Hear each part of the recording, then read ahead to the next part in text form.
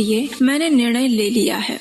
परम भगवान श्री हरि की इस एकादशी तिथि का मैं अनादर नहीं कर सकता, इसलिए मैं यथाशक्ति इसका पालन करूंगा और बाकी भगवान की जैसी इच्छा।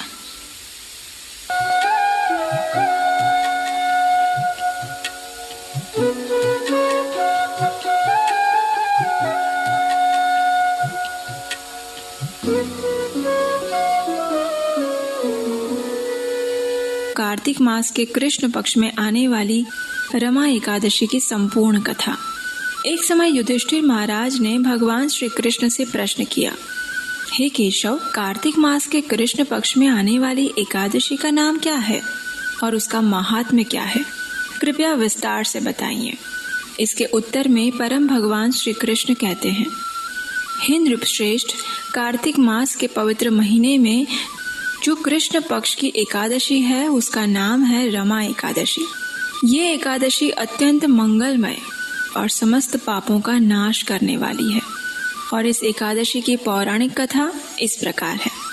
अनेक वर्षों पूर्व भारतवर्ष में मुचुकुंद नामक एक राजा थे, जो कि अत्यंत शक्तिशाली और इंद्र, वरुण, विभीषण, यमराज इत्यादि के मित्र थे। इसके साथ ही वह परम भगवान श्री कृष्ण के शुद्ध भक्त भी थे।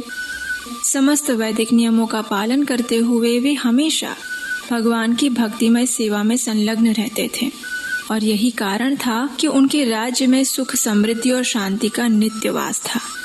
राजा मुचुकुंद की एक पुत्री थी जिनका नाम था चंद्रभागा। उसका विवाह चंद्रसेन के पुत्र शोभना से करवाया गया था। एक दिन चंद्रभागा अपने पति शोभना के साथ अपने पिता मुचुकुंद के घर आई हुई थी। कुछ दिनों में एकादशी तिथि आने वाली थी और ये सोचकर चंद्रभागा अत्यंत चिंतित थी, क्योंकि वह जानती थी कि उसके पिता मुचुकुंद के राज्य में प्रत्येक व्यक्ति एकादशी व्रत का दृढ़ता पूर्वक पालन करता था, लेकिन उसके पति शोभना शारीरिक रूप से अशक्त थे। उनके लिए एकादशी में संपूर्ण उपवास का पालन असंभव था। तो अब उपाय क्या है? बस यही सोचते हुए उसने अपने पति शोभना से कहा, हे पतिदेव, मेरे पिता के राज्य में एकादशी का इतनी कठोरता से पालन किया जाता है कि उस दिन घोड़े और हाथियों को भी अन्न जल नहीं दिया जाता। ऐसी स्थिति में आप यहाँ कैसे रह पाएंगे? क्योंकि आपके लिए अन्न और जल का त्याग करके संपूर्ण दिन और रात्रि निकालना असंभव है। इसलिए कृपा करके आप यहाँ से चले जाइए, अथवा कोई और उपाय सोचिए जिससे हम इस संकट से बच सकें। चंद्रभागा की बात सुनकर शोभना ने कहा, हे प्रिय, मैंने निर्णय ले लिया है। परम भगवान श्री हरि की इस एकादशी तिथि का मैं अनादर नहीं कर सकता, इसलिए मैं यथाशक्ति इसका पालन करूंगा और बाकी भगवान की जैसी इच्छा। अपने वचन अनुसार शोभना अगले दिन एकादशी व्रत का पालन करते हैं। संपूर्ण दिन में अन्न जल का त्याग करके वो अस्वस्थ होने लगा था, लेकिन दिन तो किसी तरह निकल गया। अब बारी थी रात्रि की। रात्रि के समय सभी लोग जागरण करके हरि कथा और कीर्तन कर रहे थे, लेकिन शोभना के लिए ये समय काल रात्रि साबित हुआ। आखिरकार उसके शरीर ने जवाब दे दिया और द्वादशी का सूर्योदय होते ही उसकी मृत्यु हो गई। संपूर्ण राज्य में शोक का वातावरण छा गया। राजा मुचुकुंद ने शोभना का अंतिम संस्कार करवाया, लेकिन अपनी पुत्री को वहां जाने के लिए मना कर दिया। अब चंद्रभागा अपने पति के विरह में शुद्धता का पालन करते हुए पिता के घर में रहने लगी थी। शोभना की मृत्यु एकादशी का पालन करने से हुई थी और इस वजह से अगले जन्म में वह मंदराचल के शिखर पर स्थित राज्य का राजा बना। देवनगरी के समान इस राज्य की दीवारें रत्नों से जड़ित थीं, और जब वह उस भव्य सिंहासन पर आरूढ़ होता तो दूसरे इंद्र जैसा लगता था। अब एक दिन विचित्र घटना हुई। राजा मुचुकुंद के राज्य का सोम शर्मा नामक एक ब्राह्मण विचरण करते करते इस मंदराचल नगरी में आ पहुंचा। वहां उसने सिंहासन पर बैठे हुए राजा को देखा तो उसे लगा कि ये तो राजकुमारी चंद्रभागा का पति शोभना है। अब वह धीरे धीरे राजा के पास जाने लगा। उतने में ही राजा स्वयं उठकर उसके पास आए और ब्राह्मण देव को प्रणाम किया। ब्राह्मण को अधिक आश्चर्य तब हुआ जब राजा ने अपने श्वशुर राजा मुचुकुंद और अपनी पत्नी चंद्रभागा के विषय में उस ब्राह्मण से पूछा। अब ये सुनकर ब्राह्मण और ज्यादा आश्चर्य में डूब गया।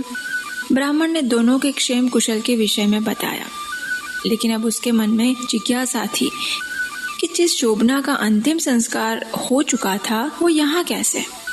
तो इसका समाधान करते हुए पूर्व जन्म के शोभना ने उत्तर दिया, हे ब्राह्मण देव, क्योंकि मेरी मृत्यु एकादशी का पालन करने से और द्वादशी के दिन हुई थी, इसलिए मुझे ये ऐश्वर्य संपन्न नगर प्राप्त हुआ। लेकिन मैं इस एकादशी का पालन श्रद्धा पूर्वक नहीं कर रहा था, इसलिए मेरा ये ऐश्वर्य अस्थायी भी है।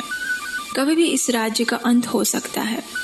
इसे स्थायी करने का केवल एक ही उपाय है, और वो है यदि आप मेरी पत्नी को इस स्थान और मेरे विषय में बताएंगे तो वह अवश्य ही इसे स्थायी करने का कोई उपाय ढूंढ सकती है। राजा की बात सुनकर ब्राह्मण अविलंब राजा मुचुकुंद के महल में गया।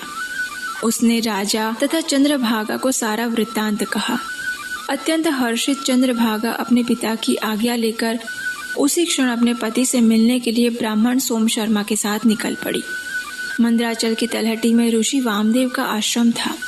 चंद्रभागा ने वहां पहुंचकर ऋषि को प्रणाम किया और अपनी कथा कह सुनाई।